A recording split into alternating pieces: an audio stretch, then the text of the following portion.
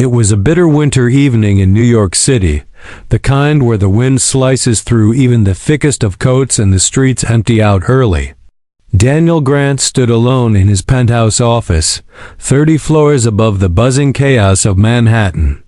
Glass of untouched whiskey in hand, he stared out at the city lights, a kingdom he had built with his own 2 hands.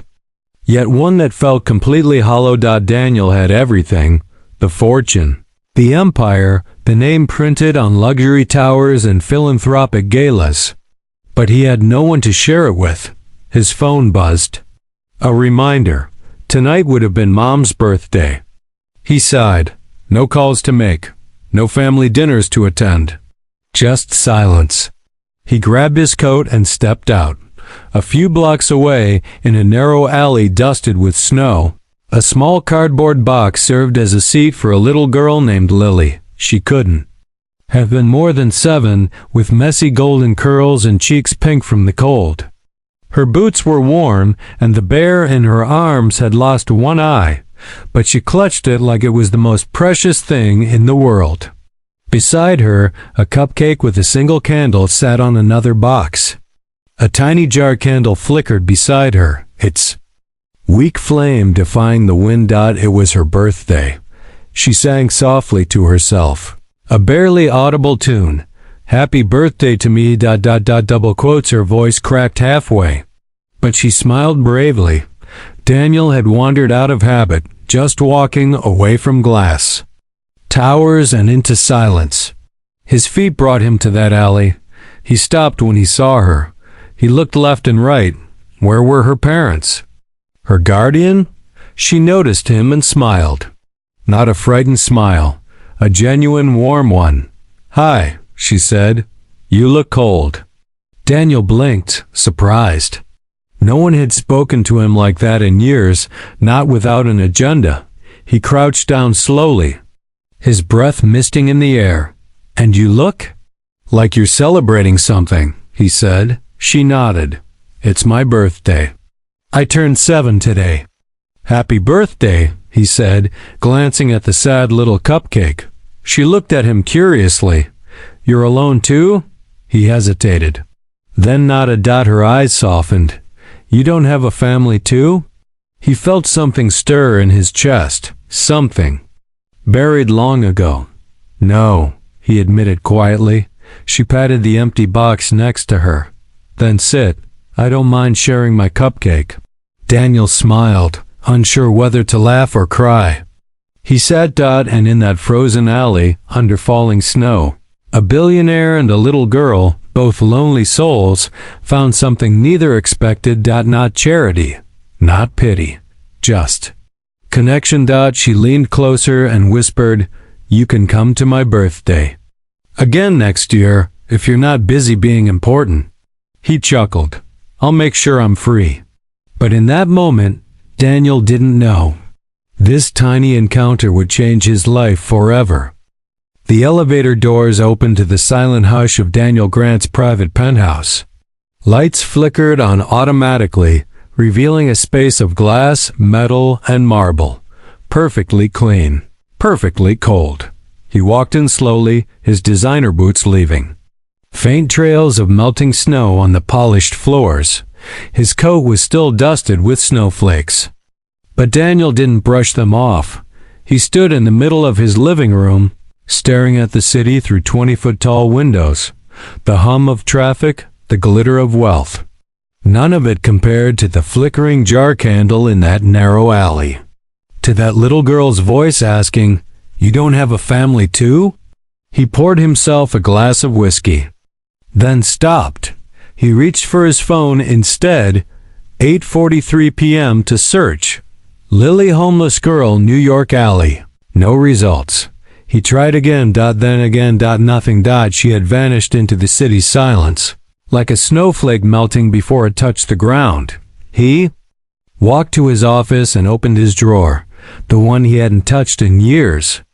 Inside was a crumpled birthday card his mother once gave him. He ran his finger over the faded ink. To my Daniel, you will never be alone. Not truly, not if you keep your heart open. He hadn't, not until now. The next morning, Daniel called. A meeting, not with his executive board, but with his personal investigator. "I need you to find someone," Daniel said. "A little girl, blonde, maybe 7, no parents. She was sitting in an alley near 9th and Blake Street last night." The investigator raised an eyebrow. "Do you have a name?" "Lily. That's all I know. Do you want to file a report?" "No, I want to help her." Meanwhile, Lily was sitting near a food bank 2 blocks away. She didn't beg. She never did. She simply waited, with her bear tucked in her coat and her cupcake wrapper in her pocket, like a treasure. She didn't know why. But that man, the one who looked sad and important, had made her smile. And he'd said he would come next. Yeah, so maybe he meant it. 3 days later, Daniel's investigator returned. "We found her," he said. Daniel stood still. "She's registered at a shelter under emergency placement. Her mother passed last year. No known father. She slipped through the cracks after her grandmother was moved to assisted living. But here's the thing." "What?" Daniel asked. "She didn't want to stay at the shelter. She said it was too noisy. She only came there during meals. The rest of the time, she hides out in back alleys. She said she's waiting." "Waiting for what?" The investigator glanced down at his notes. "For someone with a scarf and kind eyes." "Who said he'd come back?" Daniel swallowed. The image of her sitting in the snow, offering half a cupcake, it hit him again. Harder this time. "I want her safe," he said, "but not scared. Set up something. Quiet, private, something she won't run from. A home?" Daniel nodded. Double quotes, "No." Beginning. That evening, Daniel returned to the same alley. She wasn't there. But taped to the side of the brick wall, barely holding on in the wind, was a paper. A childish drawing. A cupcake. 2 people. A candle. A bear. Under it, in shaky letters, "Next year too? Or sooner?" He smiled, but Daniel had no idea. This wasn't just about helping Lily. It was Lily who would save him. Not with money, not with power, but with something he'd forgotten how to receive. Love. Daniel had built empires, negotiated mergers worth billions, taken companies global. But nothing had ever made him nervous like waiting outside that shelter's back door, holding a small brown box. Inside the box was a gift, something simple. A tiny bear sweater. A new one-eyed teddy to match the old one. And a card. "I kept my promise. Happy late birthday, Lily." Daniel. The metal door creaked open and Lily peeked out. Her golden hair was messier than before, and her cheeks were still flushed from the cold, but her eyes lit up like fireworks when she saw him. "You came back," she whispered. "I said I would." He handed her the box. She took it slowly, clutching her bear tighter. "I thought maybe you forgot," she said. "Big people always forget." "I don't," Daniel replied gently. That day they sat on a park bench near the city fountain. Lily swung her legs as she ate the muffin he brought her, giggling when pigeons came close. Daniel just watched, silently, protectively. She didn't know, but he'd already arranged an entire apartment building to be renovated near Central Park, one that would soon become a transitional home for children, like her, small, quiet, safe, beautiful. Not an institution, a sanctuary, and yet, the more he spent time with her, the less it felt like he was saving her, and more like she was saving him. A week passed. Daniel had canceled 4 board meetings, unheard of. His assistant, Claire, finally confronted him. "Sir, people are talking. Investors are wondering if something's wrong." Daniel looked up from his desk. He had just returned from a walk with Lily, who had made him promise to draw with crayons next time. "There's nothing wrong," he said, smiling. "For the first time in months. For once everything feels right, Claire hesitated. This girl, Lily, she means something to you? Daniel looked out the window. She reminds me of someone I once was. Before money, before expectations. Then he turned firm. Claire, I want you to help me draft a proposal. A foundation, one that protects abandoned and orphaned children, especially the ones who fall through the cracks. And name it? He paused, then whispered, the Lily Foundation. That weekend, Daniel visited again. This time, he didn't come with gifts. He came with a question. I found a place, he said, kneeling in front of her. A small house near a park. It's got a pink door. Lily blinked. Is it for me?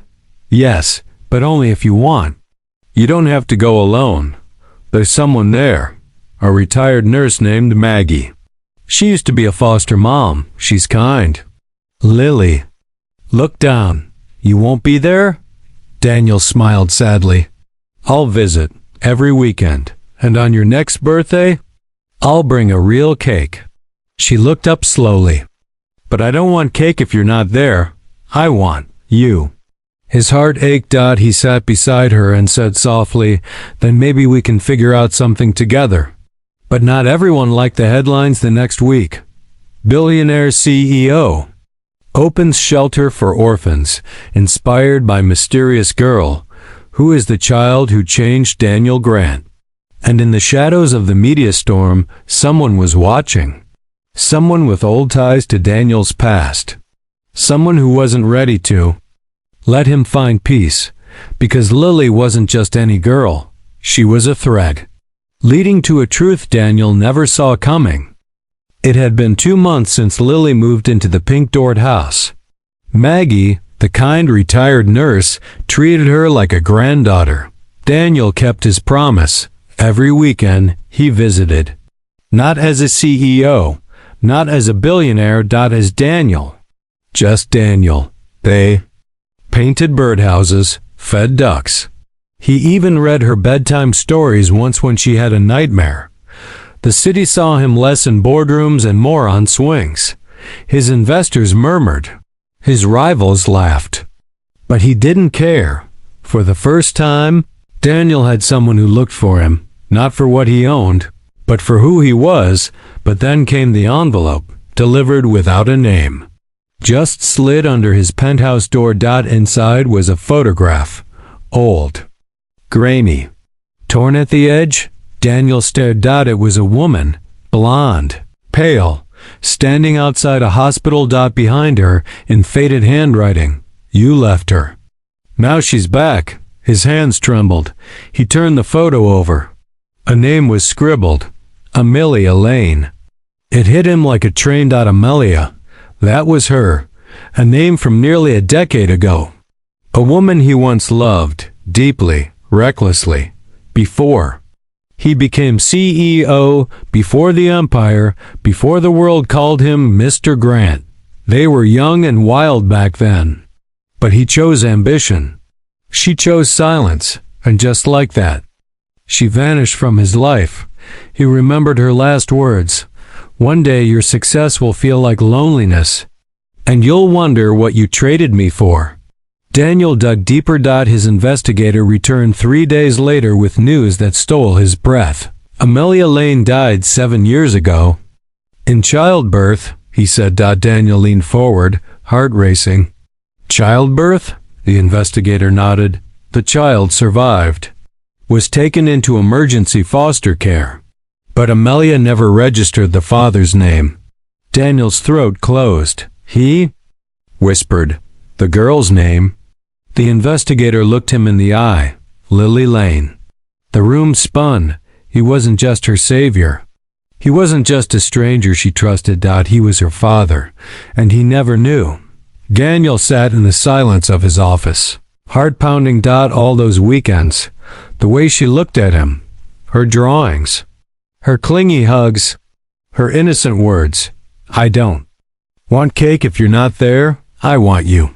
She was never waiting for a hero. She was waiting for him, and he had failed her once. He wouldn't do it again. That weekend, He went to the pink-doored house with something new. Not a gift.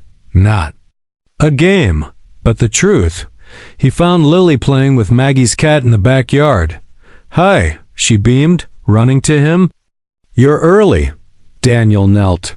"Lily, can I tell you something very important?" She tilted her head. He took a breath, voice trembling. "I knew your mom, a long time ago."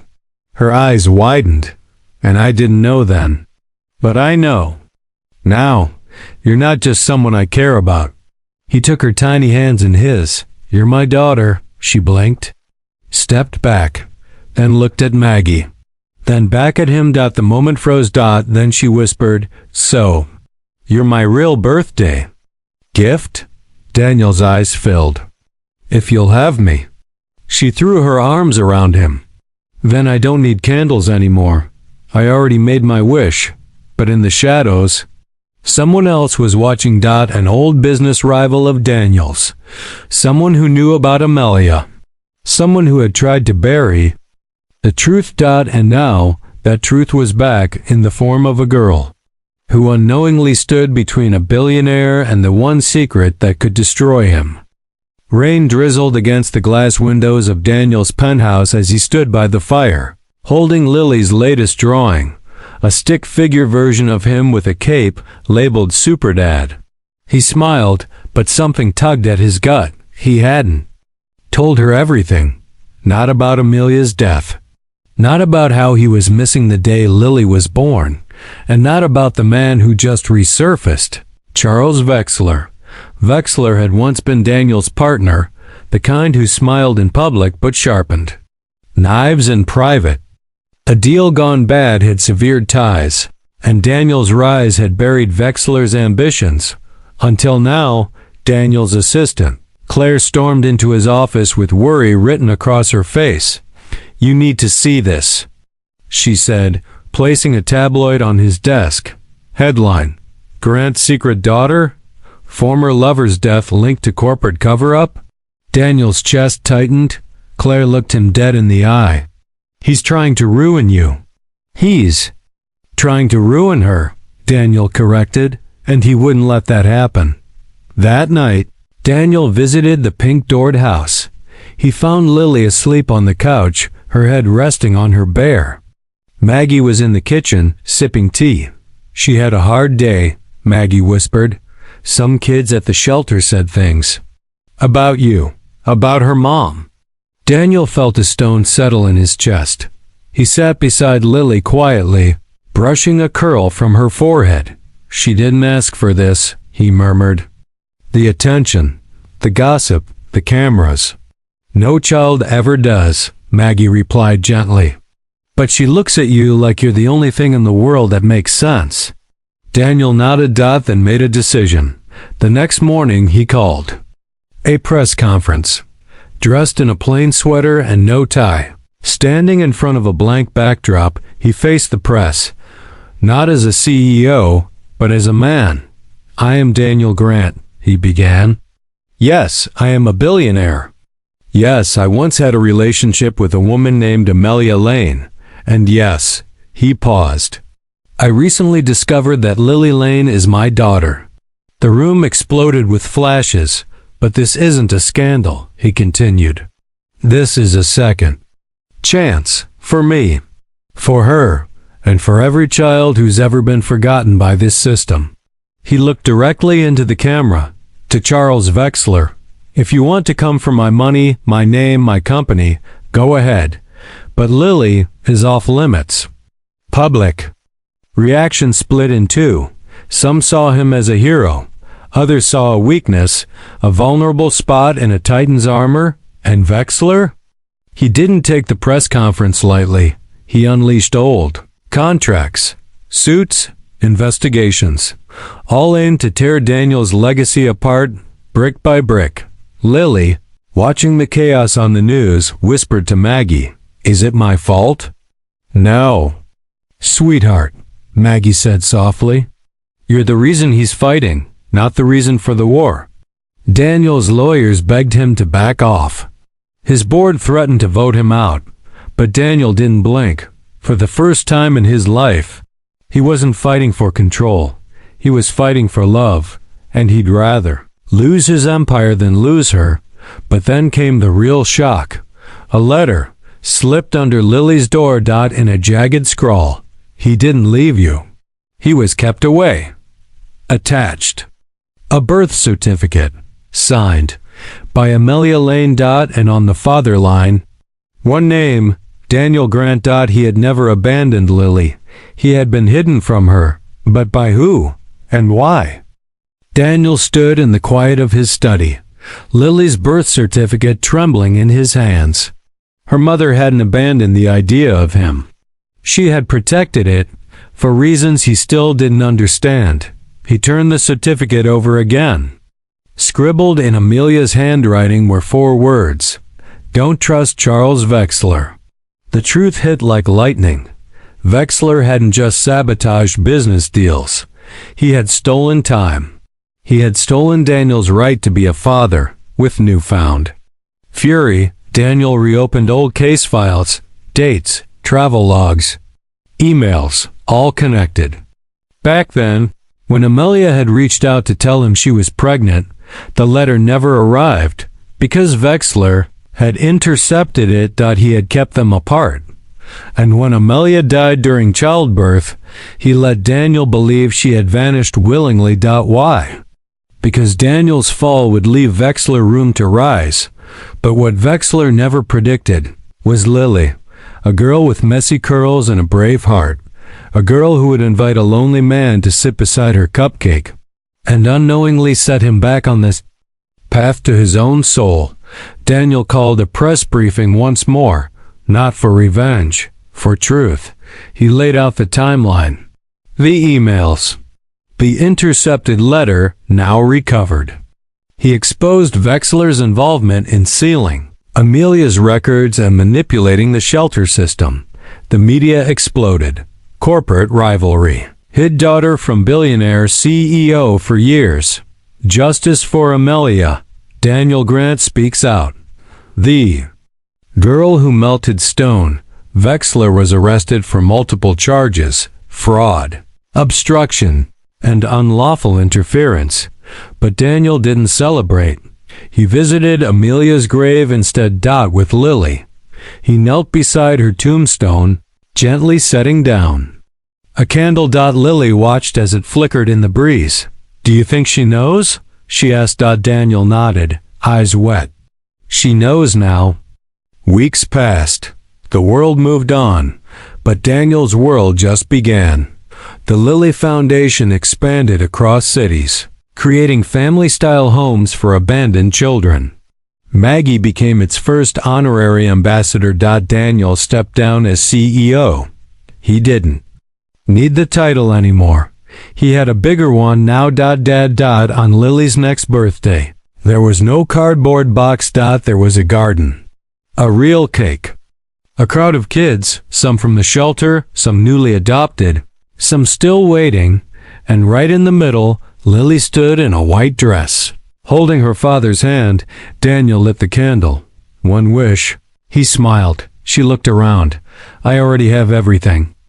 Then she leaned in and whispered, "But next year, can we invite someone who's alone, like I was?" He smiled. "We'll invite as many as you want," she grinned. "Then it's a deal." The wind blew softly. The candle flickered, then went out. And in its place, a flame remained in the hearts of 2 people who once had nothing and now had everything. The end.